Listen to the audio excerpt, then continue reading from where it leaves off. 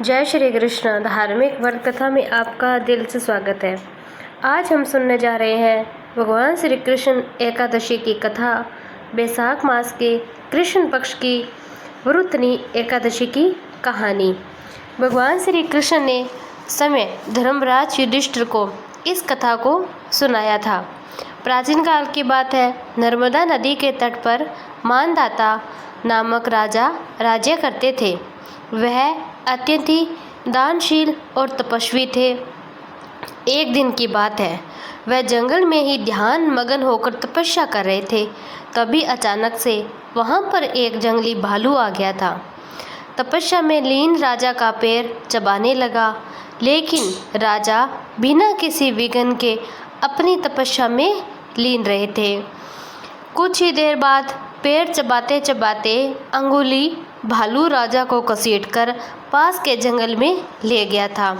राजा बहुत घबराया, मगर तपस्या धर्म अनुकूल उसने क्रोध और हिंसा न करके भगवान विष्णु से प्रार्थना की। करुण भाव से भगवान विष्णु को पुकारा। उसकी पुकार सुनकर भगवान श्री हरि विष्णु प्रकट हुए।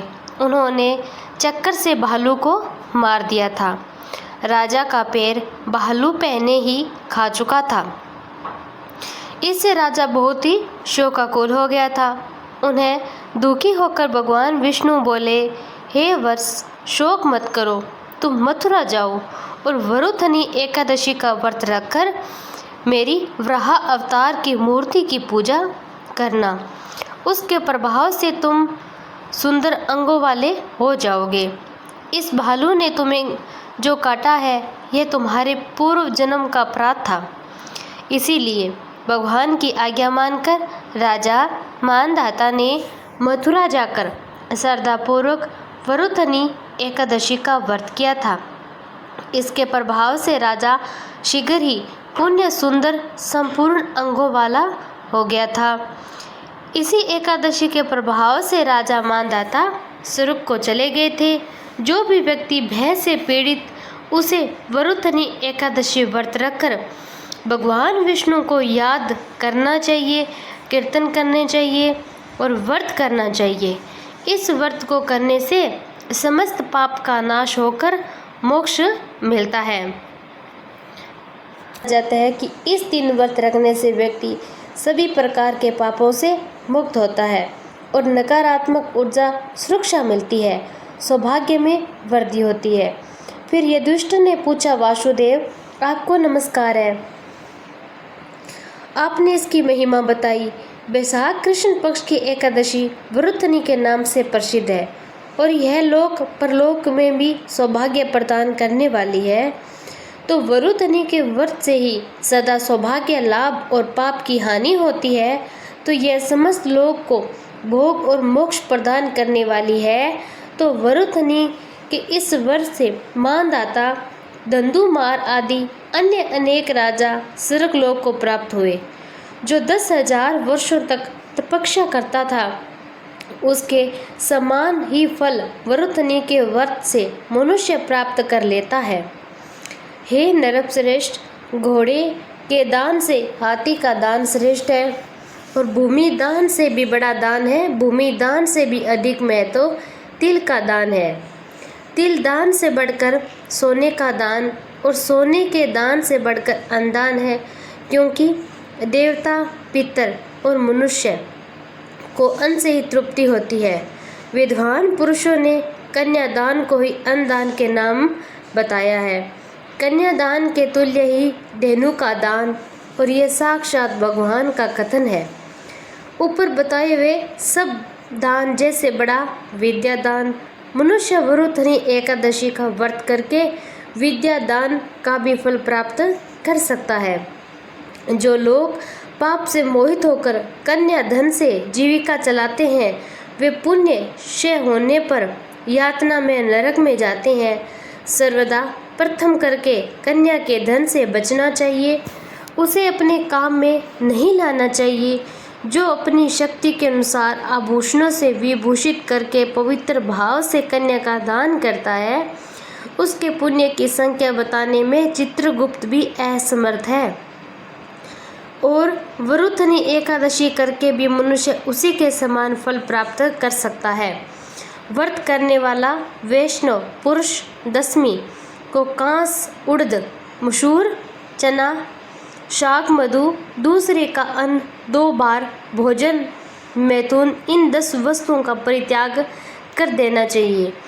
एकादशी को जुआ खेलना, नींद लेना, पान खाना, दातून करना, दूसरे की निंदा करना, चुगली करना, चोरी करना, हिंसा, मैथुन, क्रोध, असत्य भाषण, इन 11 बातों का भी त्याग कर देना चाहिए। द्वादशी को ऊर्ध्वगमन, 2 बार भोजन, मैथुन, बेल, पीठ पर सवारी और मसूर, इन 12 वस्तुओं का त्याग आदि कर देना चाहिए। इस विधि से मरुथनी एकादशी का व्रत किया जाता है। रात को जागरण करके भगवान मधुसूदन का पूजन करते हैं। वे सब पापों से मुक्त होकर परम गति को प्राप्त हो जाते हैं। पाप भीरु मनुष्य पूर्ण प्रलय करके इस एकादशी का व्रत करना चाहिए। यमराज से डरने वाला मनुष्य अवश्य वरुथनी का व्रत करे। यमराज से डरने वाला मनुष्य अवश्य वरुथनी का व्रत करे। राजन, इसके पढ़ने और सुनने से सहस्त्र गोदान का फल मिलता है। मनुष्य सब पापों से मुक्त होकर। युधिष्ठिर बोले, हे जनार्दन, शुक्ल पक्ष की एकादशी का क्या नाम है, उसका क्या फल है, उसकी क्या विधि है, सो मुझे आज इस कथा को भी सुनाइए। तब श्री कृष्ण बोले, हे धर्मनंदन, पहले रामचंद्र जी के पूछने पर जिस कथा को वशिष्ठ जी ने कहा, उस कथा को आज मैं आपको सुनाता हूँ। श्री रामचंद्र जी बोले, हे भगवान, सब पाप और दुख को दूर करने वाले सब व्रतों में श्रेष्ठ व्रत को मैं सुनना चाहता हूँ। हे महामुने, सीता के वियोग के दुखों में मैं भोग चुका हूँ। इससे भयभीत होकर मैं आपसे पूछता हूँ कि वशिष्ठ जी बोले, हे राम, तुमने अच्छा प्रश्न किया। तुम्हारी बुद्धि श्रद्धा युक्त है। तुम्हारा नाम लेने से ही मनुष्य पवित्र हो जाता है। तो भी संसार के हित के लिए पवित्र करने वाले व्रतों में उत्तम और पवित्र व्रत को मैं कहूँगा। हे राम, बैसाख शुक्ल पक्ष में जो एकादशी है उसका नाम मोहिनी है। वह सब पाप को दूर करती है। मैं सत्य कहता हूँ, इसके व्रत के प्रभाव से प्राणी मोह जाल और पातक को समूह से छूट जाता है। हे राम, इस कारण यह पाप आप शरीर के मनुष्य के करने योग्य है। यह पापों को दूर करने वाली, दुख को नष्ट करने वाली। हे राम, इस शुभ कथा को एक चित मन होकर सुनना। सरस्वती के तट पर भद्रावती नाम की सुंदरपुरी थी। वहाँ धोतीमान राजा नाम का एक राजा राज्य करता था। वह बड़ा ही धैर्यवान था, सत्यवादी था। राजा चंद्रवंश में पैदा हुआ था। वह कर्म से प्रवृत्ति रखने वाला धनपाल के नाम से भी प्रसिद्ध था। प्याऊ, यज्ञशाला, तालाब, बगीचा आदि को बनवाता था। शांत स्वरूप वाला था। भगवान के भक्त उस वेश्य के सुमान, धूतिमान, मेधावी, सुकृत, दुष्ट बुद्धि नाम के 5 पुत्र थे। 5वां दुष्ट बुद्धि बड़ा पापी था। वेश्यों से रमण, दुष्टों से वार्तालाप में कुशल था। जुआ आदि उसको लत थी। पराई स्त्रियों से गमन करता। देवता, अतिथि, वर्त, पितर, ब्राह्मणों आदि का पूजन नहीं करता था। वह अन्यायी और दुष्ट था। पिता के धन को नष्ट करता था। अभ्यक्ष वस्तुओं को खाता था। वह पापी सदा मदिरा पीता था। उसके पिता ने उसको वेश्या के गले में बाहें डालकर घूमते हुए देखा तो उसे घर से निकाल दिया था। बांधुओं ने भी उसको अलग कर दिया था। उसने अपने शरीर के आभूषण भी नष्ट कर दिए थे और धन के नष्ट हो जाने से वेश्यों ने भी उसे निंदा करके उसको त्याग दिया था। अब वस्त्रहीन, भूख से व्याकुल होकर वह चिंता करने लगा कि मैं क्या करूं और कहां जाऊं, किस उपाय से प्राण मेरा बचेगा। फिर उसी नगर में वह चोरी करने लगा। राजा के सिपाहियों ने उसको पकड़कर ले गए, किंतु पिता के भय से छोड़ देते थे। वह कई बार पकड़ा गया और कई बार उसे छोड़ दिया गया था। अब वह दुराचारी, दुष्ट बुद्धि वाला, मजबूत बेड़ियों से बांधा गया था।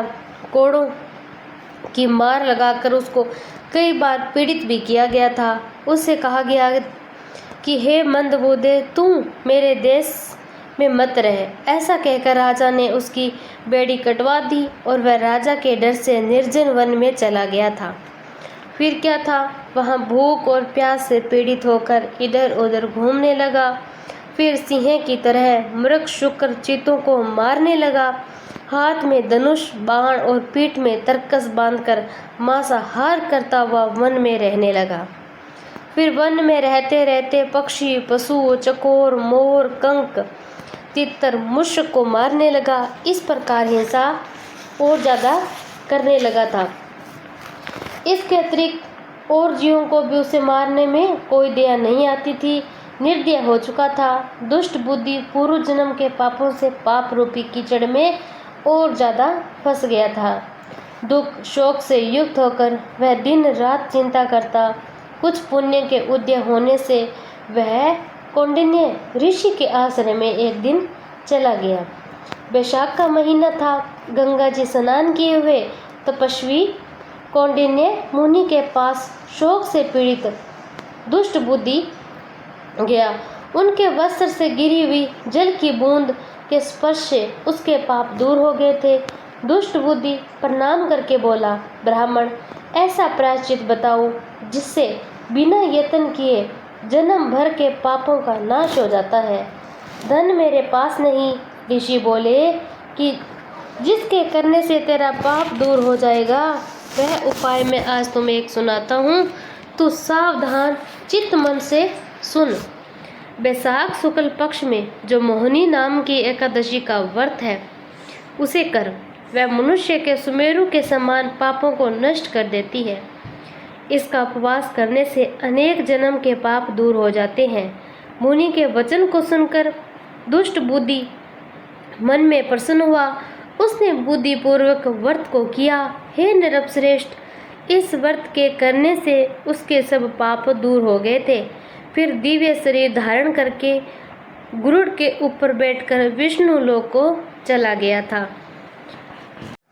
ओम जय जगदीश हरे प्रभु, जय जगदीश हरे। भक्त जनों के संकट क्षण में दूर करे। ओम जय जगदीश हरे। जो ध्यावे फल पावे, दुख बिन से मन का। प्रभु दुख बिन से मन का।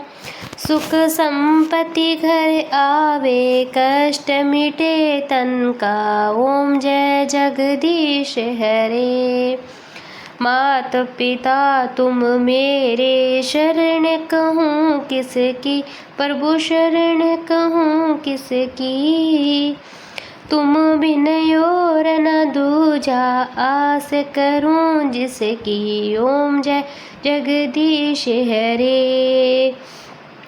तुम पूर्ण परमात्मा, तुम अंतर्यामी। पार ब्रह्मा परमेश्वर, तुम सबके स्वामी। ओम जय जगदीश हरे। तुम करुणा के सागर, तुम पालन करता। मैं मूर्ख खल कामी, कृपा करो भरता।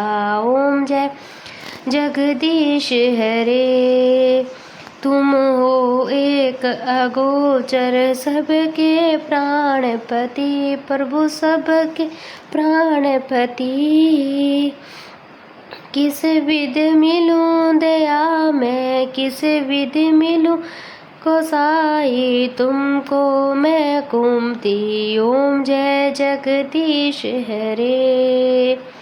दीन बंधु दुख हरता, तुम ठाकुर मेरे।